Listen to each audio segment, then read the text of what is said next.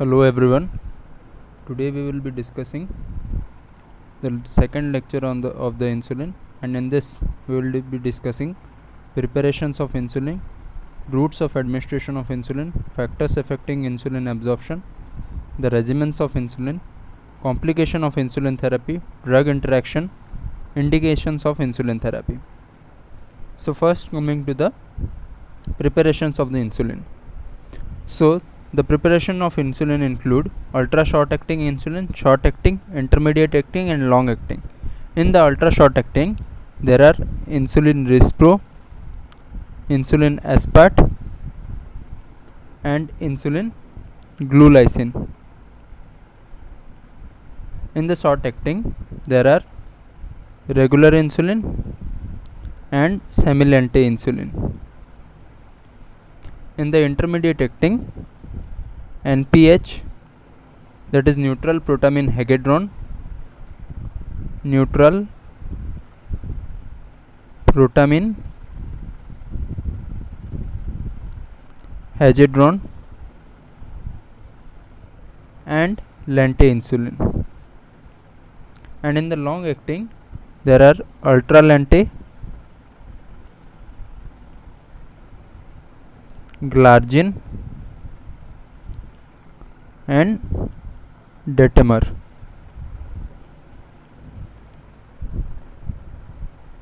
So the conventional preparations of insulin, they are obtained from the beef or pork.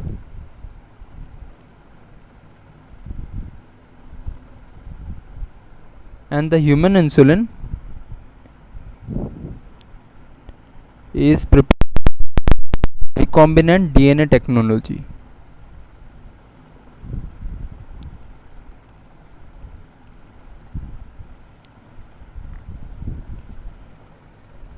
So coming to some important one-liners which may be asked in the exam.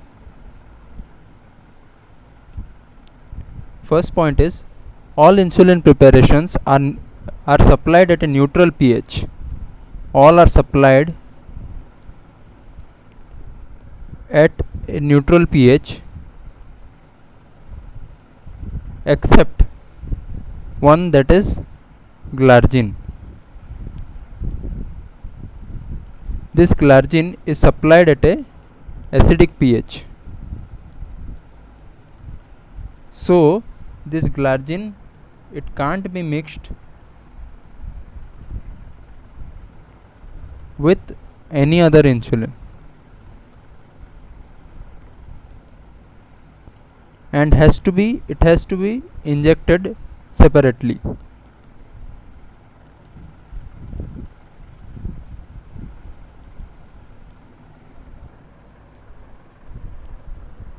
Then all insulin preparation contain buffer.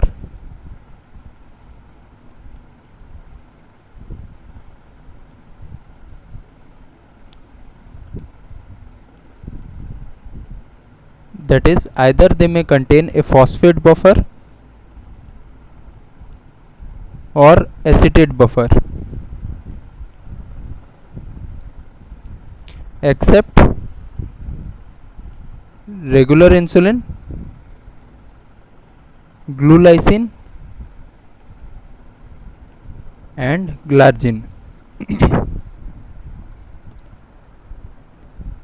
If regular insulin is mixed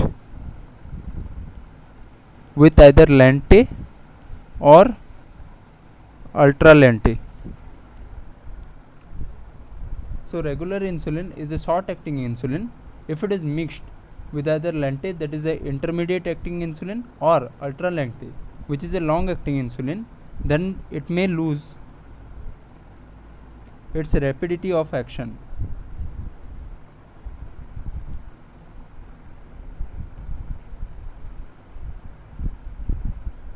Okay, so the three important one-liners are, all insulins are supplied at a neutral pH except one, that is Glargine, which is supplied at a acidic pH, and hence therefore it can't be mixed with any other insulin and it has to be injected separately. Second is, all preparation contain a buffer like the phosphate buffer or the acetate buffer except regular insulin, glulysin and glargine. And regular, if it is mixed with lente or ultra lente, it can lose its rapidity of action. So next, coming to the routes of administration of insulin. So insulin is usually given by subcutaneous route. Only regular insulin can be given IV. All insulin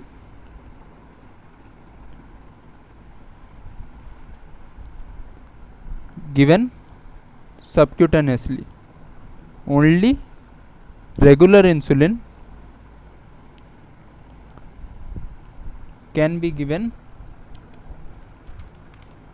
intravenously. Now there are certain inhalational insulin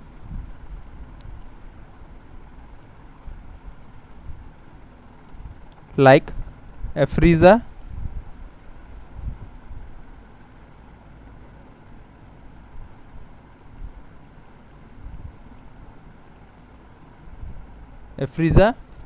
and Exubera. These are available as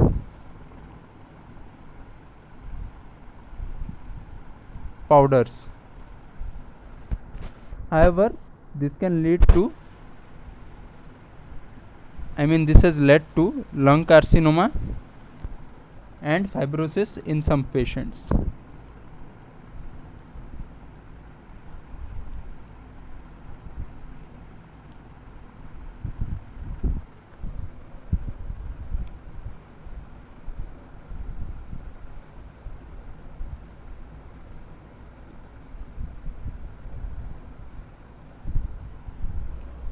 Now coming to the factors affecting insulin absorption.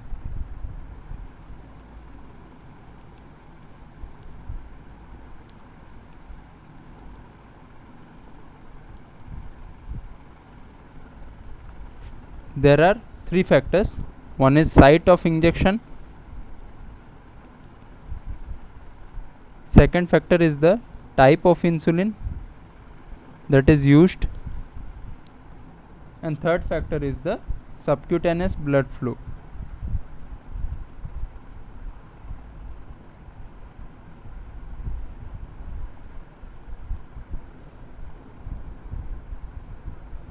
So the site of injection, most rapid, is from the abdomen.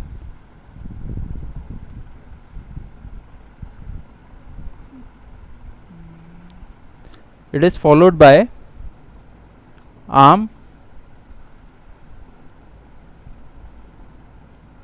buttock and thigh. Next, coming to the type of insulin.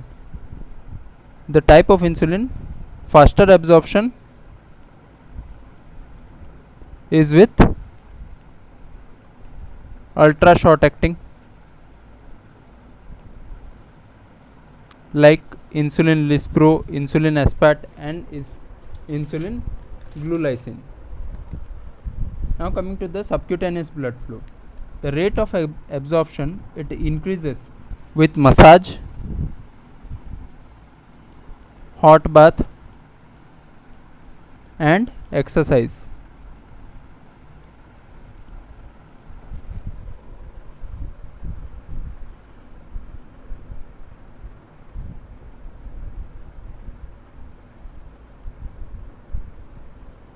Now coming to the insulin regimens.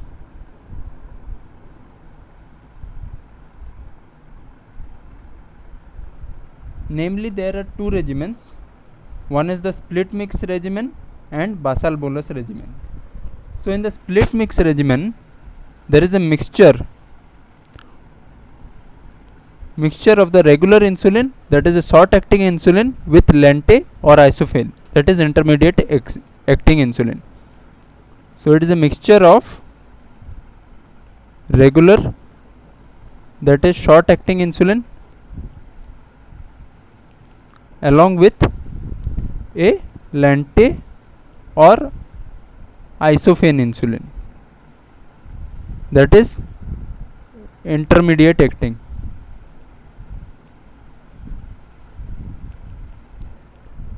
So this mixture is a 30:70 mixture or 50:50 mixture containing amounts of regular insulin, that is a short acting insulin, along with intermediate acting insulin, that is either lente or isophene insulin. Then this total daily dose of the insulin is split into two.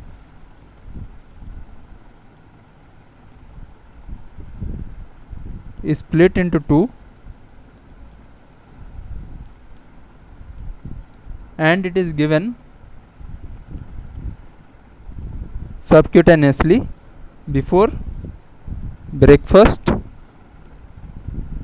and dinner. So certain examiners in the viva, they may ask what is split and what is mixed. So there is a mixture of regular and lente and isophene insulin, and the daily dose is split. So the name indicates split mixed regimen. What is the advantage of this regimen? Only 2 injections are required. One is before breakfast and one is before dinner. And what is the disadvantage of this?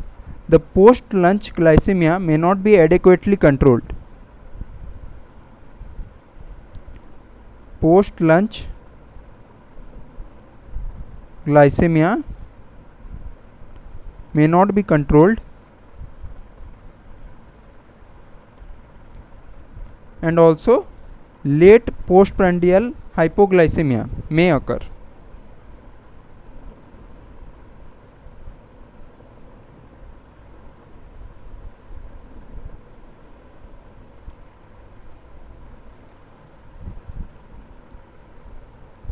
So this is the mode of giving split mix regimen.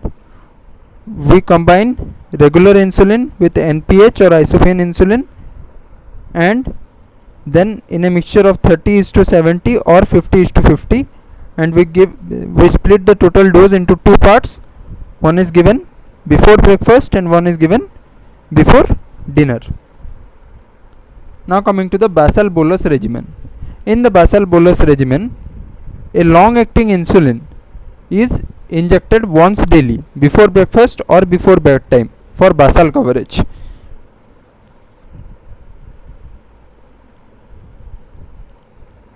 Long acting before breakfast or before dinner for basal coverage, and along with that we can give 2 to 3 meal time rapid acting insulin.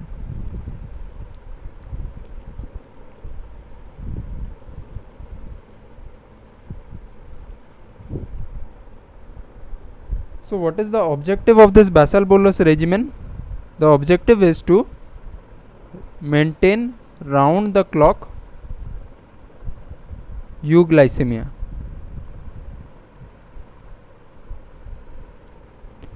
And what is the disadvantage of this basal bolus regimen? It is more demanding and expensive.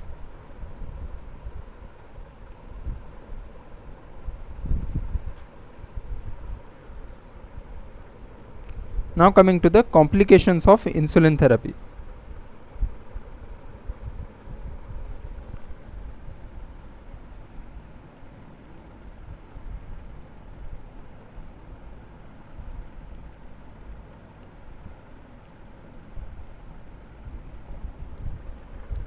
So the most common complication is hypoglycemia.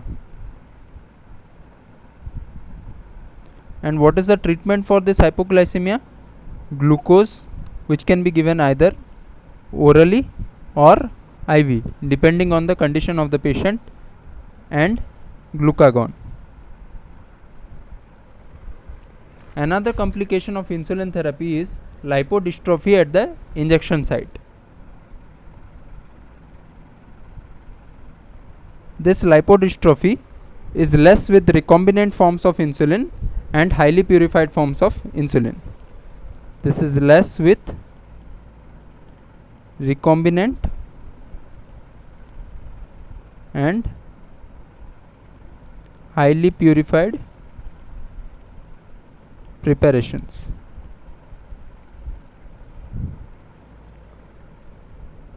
Allergic reactions like lipoatrophy may occur, and sodium and water retention may occur, which may lead to edema, and this effect is rarely reported.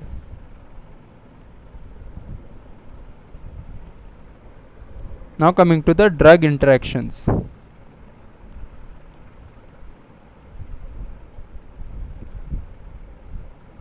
First is beta adrenergic.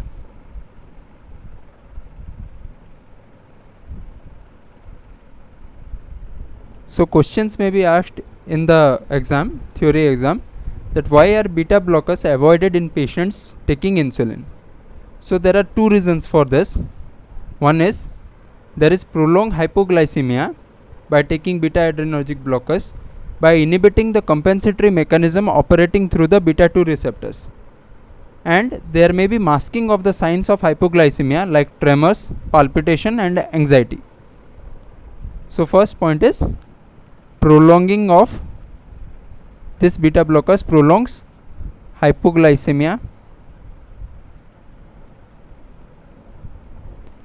by inhibiting the compensatory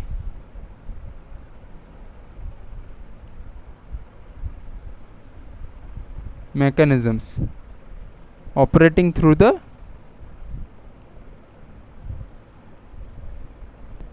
beta 2 receptors.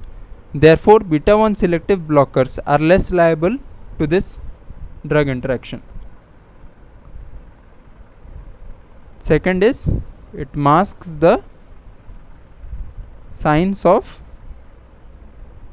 hypoglycemia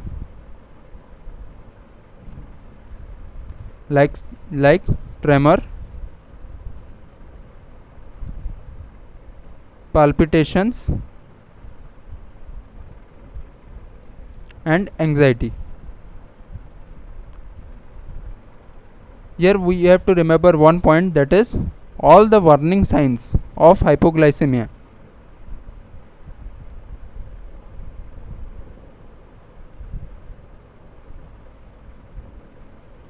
they are masked except one, that is sweating. Why? Because it is mediated by the sympathetic cholinergic fibers and not by beta fibers, beta receptors. Mediated by sympathetic cholinergic fibers and not by beta receptors. So beta blockers are to be avoided in patients taking insulin. Second drug interaction is that thiazide, furosemide, corticosteroids, OCP, salbutamol, nifedipine, they tend to rise blood sugar. So the drugs that tend to rise the blood sugar levels like thiazide, furosemide, corticosteroids, OCP, salbutamol and nifedipine. These drugs, they reduce the effectiveness of insulin.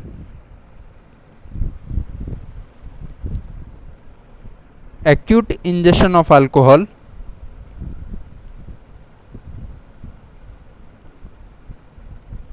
it depletes hepatic glycogen and therefore it can precipitate hypoglycemia.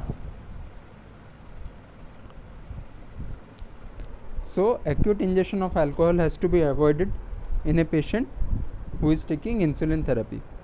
Otherwise it may lead to the depletion of the hepatic glycogen and it may precipitate hypoglycemia.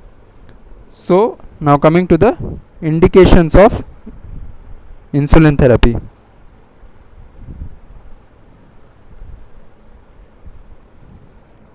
Obviously it is to be given in type 1 diabetes mellitus and in certain conditions of type 2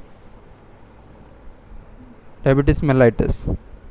The type 2 diabetes mellitus which is not controlled by oral hypoglycemic agents in pregnancy, then to tide over stressful conditions like infections and surgery,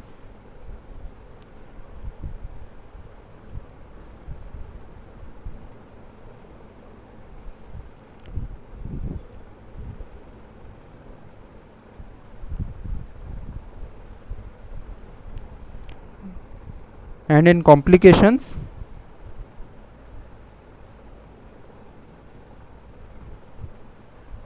like decay and hyperosmolar coma.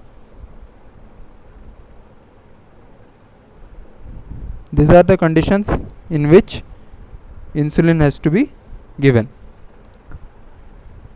So this was all about this lecture. In the next lecture we will be discussing about diabetic ketoacidosis and hyperosmolar non-ketotic hyperglycemic coma. These two conditions will be discussed in the next video.